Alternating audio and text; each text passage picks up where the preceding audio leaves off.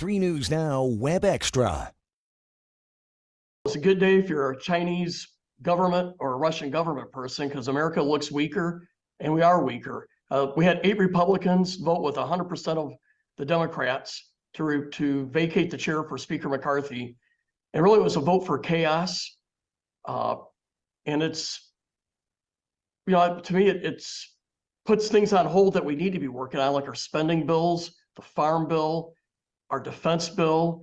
We have stuff we got to do at our border that needs help right now. All this is going on hold. And they're going after Speaker McCarthy. He's doing the very best job he can with a 4-seat majority. By the way, he has a 4-seat majority, and there's always been about 5 to 10 people who have tried to do everything to undermine him. And when you have 5 to 10 people trying to undermine you with a 4-seat majority, it's almost impossible. I was going to ask you too about that, because you obviously, having your military background and some of the committees that you're on. Yeah. Are you concerned? You obviously are concerned about how this looks to our adversaries and even to our friends and our allies, right? Yeah. These 8 people show that democracy is not the pretty side of democracy that we would like the world to embrace. Again, they voted 100% with the Democrats, Hakeem Jeffries, the squad, to remove the speaker. And the only people that really benefit are on the Democrat side, because it weakens us for November 2024, it weakens the Republican Party. But frankly, it weakens our country when it comes to the eyes of the Russians, the Chinese, the Iranians. And there's so many important issues right now we need to be focusing on. And I got to tell you, nobody could have done better than Speaker McCarthy with a 4-seat majority, with these 5 to 8 people always looking to undermine him. It's a pretty impossible task.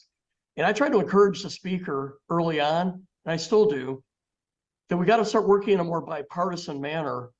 The Senate's Democrat run anyway, right? And you can't count on these 8 people to get you to 218 votes that you need on any given bill. So you might as well work in a bipartisan manner to begin with, and just leave these 8 people to the side, make them irrelevant. That's my advice months ago to the speaker. It's my advice again. Are you, because you're a member of the Problem Solvers Caucus, Correct. Did you expect any of the Democrats in the Problem Solvers Caucus to vote with you or vote in favor of Speaker McCarthy? We were hopeful that some would, because this was triggered because the speaker put a bipartisan continuing resolution bill on the floor on Saturday, of which every Democrat but one voted for it. And so he's being vacate the chair based on this vote. And I think it sends a bad message that when a speaker does something in a bipartisan manner, that we're going to let crazy 8 people drive him out. So we are, the Republicans on the problem solver side, we're irritated about it.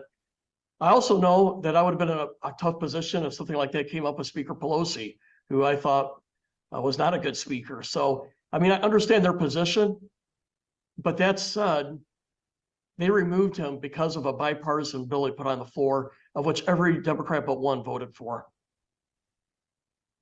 And what do you have any sense of what Matt Gaetz or some of the 8 congressmen, as you put it, congressmen and women, what they actually want? Are they being clear about what they want? Some are. They all have their different issues. So I think the 2 big ones is the border. They wanted more progress on the border. However, we passed a very strict border security bill, but we got to make the Senate work on it. I mean, like, granted, you got to have 60 votes in the Senate. It's not, we have a Republican minority by 2, but maybe we can get half of this bill passed by the Senate, right? But we did our job and passed a very good border bill. And then we did another one last Friday, and many of these same 8 people voted it down, which was a mistake, because that forced us to do a more bipartisan bill on Saturday, right? And then they're mad about it. So these guys start your house on fire, then they yell fire, and then they want to be the firemen. They want to fire the firemen. These guys are impossible to work with, most of these 8. So the border is a big issue. The other one is spending. They want to reduce spending. And granted, I think most of us agree, our spending's out of control and we have a broken border. But even on the spending, we have passed very good legislation to cut spending, but you got to get an agreement with the Senate and the president. And the speaker did the very best he could to get the best deal possible, negotiating with these two other parts of our government that are Democrat run. So these guys are impossible. Now, in one case, it is all about the media attention. It's all about the clicks. It's all about the fundraising. The whole time that we were having these speeches today and the votes, one member was fundraising the entire time on it. And I think that's pretty despicable. Do you have a sense why some of maybe your more moderate Democratic Party colleagues didn't vote to keep McCarthy as speaker? Because that party voted entirely on block, even the more moderate folks. Yes, and we talked to a few of them. You know, they were angry that the speaker, now this is some of them, I mean, I can't speak for all of them, but some of them were mad that the speaker has always tried to pursue these 8 people instead of trying to go for a more bipartisan solution. And I think I was trying to encourage the speaker too I knew you couldn't count on these 8. They will never get to yes, and they will always hold you hostage on any given bill with a vacate the chair motion. But some of these Democrats that I talked to thought that the speaker was always trying to cater to these 8 folks, and that was probably the most. I think they were mad too this weekend. You know, the speaker was on the media and he was, representing the Republican Party and making cases about why the Democrats weren't doing a good job. So I think I heard both of those criticisms of the speaker today when I talked to my colleagues across the aisle. And what happens now? I mean, I think probably a lot of folks here in Omaha are thinking, oh, okay, there's more chaos. Right. What's the next? What happens next, or how do we get out of this? The speaker has told us that he won't give up.